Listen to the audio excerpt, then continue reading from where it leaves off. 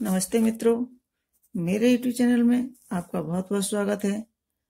आज मैं आपको कार्तिक महीने के महत्व और उसकी से जुड़ी कथाएं बताऊंगी और कार्तिक में स्नान करने का क्या पुण्य फल मिलता है और इससे जुड़ी जो भी प्रतिदिन की कथाएं हैं मैं क्रमबद्ध आपको सुनाती जाऊंगी। कार्तिक माह की प्रथम कथा यानी पहला अध्याय। नैमिषारण्य तीर्थ में श्री सूत जी महाराज 88,000 शौनक आदि ऋषियों से बोले, अब मैं आपको कार्तिक मास की कथा विस्तार से सुनाता हूँ, जिसे सुनकर मनुष्य सब प्रकार के पापों से छूटकर अंत में वैकुंठ को प्राप्त होता है।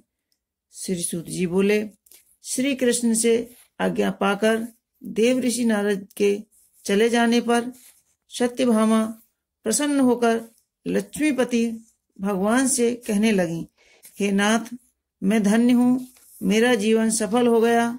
मेरे जन्मदाता भी धन्य हैं, जिन्होंने मुझ जैसे त्रिलोक सुंदरी को जन्म दिया, जो आपकी 16 सहस्त्र स्त्रियों के मध्य में आपकी परम प्यारी पत्नी बनी है।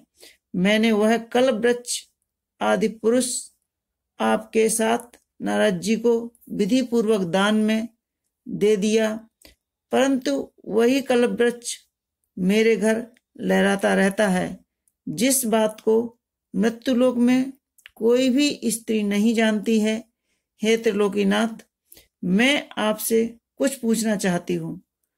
आप मुझे विस्तार पूर्वक कार्तिक महात्म की कथा सुनाओ, जिसको सुनकर मेरा हित हो तथा जिसके करने से कल्प पर्यंत भी आप मुझसे विमुख न हो।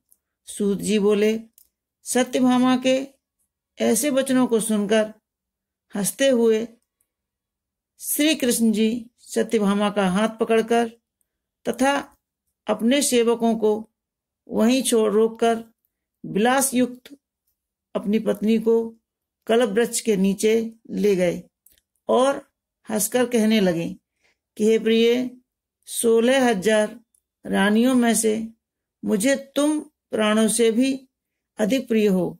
तुम्हारे लिए मैंने इंद्र के तथा देवताओं से भी विरोध किया है।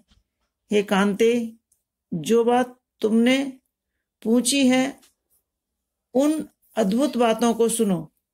सूत जी बोले, एक दिन श्री कृष्ण भगवान ने सत्यभामा की प्रिय कामना के लिए गरुड़ पर सवार होकर इंद्रलोक जाकर कल्प वृक्ष मांगा। तब इंद्र के मना कर देने पर गरुड़ का इंद्र से घोर युद्ध हुआ और गोलोक में गरुड़ जी ने गौओं से युद्ध किया। गरुड़ की चोंच की चोट से उनके कान और पूंछ कट करके गिर पड़े। उनके रुधिर से 3 वस्तुएं उत्पन्न हुई, कान से तंबाकू, पूंछ से गोभी और खून से मेहंदी। इन तीनों के प्रयोग करने से मोक्ष प्राप्ति होती है। तब गौओं ने भी क्रोध में भरकर गरुड़ को मारा, जिससे उनके 3 पंख टूटकर गिर पड़े। इनके पहले पंख से नीलकंठ, दूसरे से मोर, तीसरे से चकवा चकवी उत्पन्न हुए। हे प्रिय, इनके दर्शन मात्र से ही शुभ फल की प्राप्ति होती है।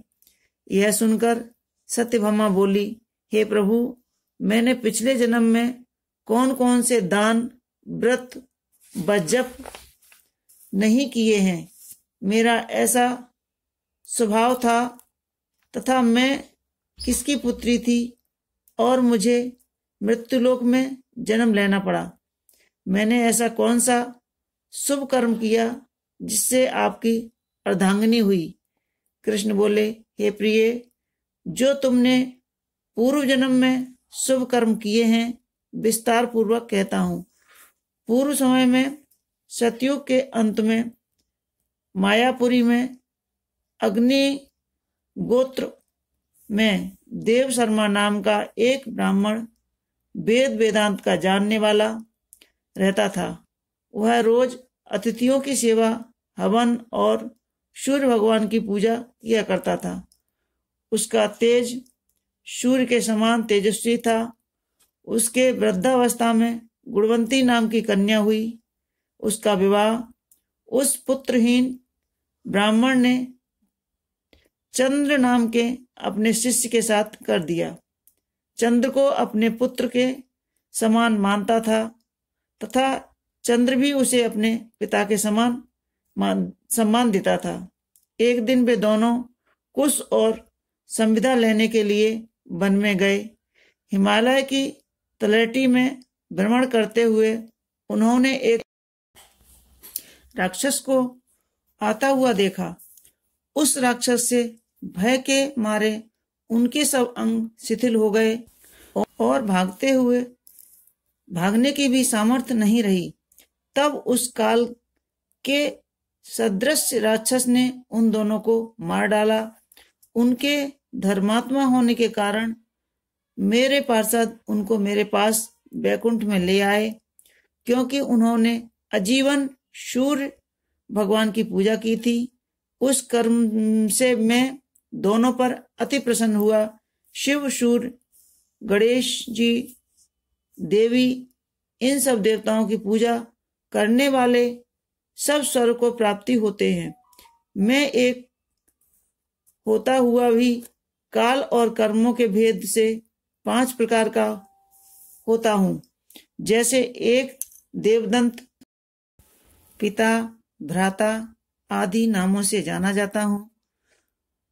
जब वह दोनों विमान पर चढ़े हुए सूर्य के समान तेजस्वी रूपवान चंदन और माला धारण किए हुए मेरे भवन में आए तो दिव्य भोग भोगने लगे। तो मित्रों, यह थी कार्तिक मास के पहले अध्याय की पहली कथा। हमारी कथा कैसी लगी हमारे कमेंट्स बॉक्स में आप जरूर लिखें और हमारे वीडियो को लाइक करें, शेयर करें और सब्सक्राइब अवश्य करें। धन्यवाद।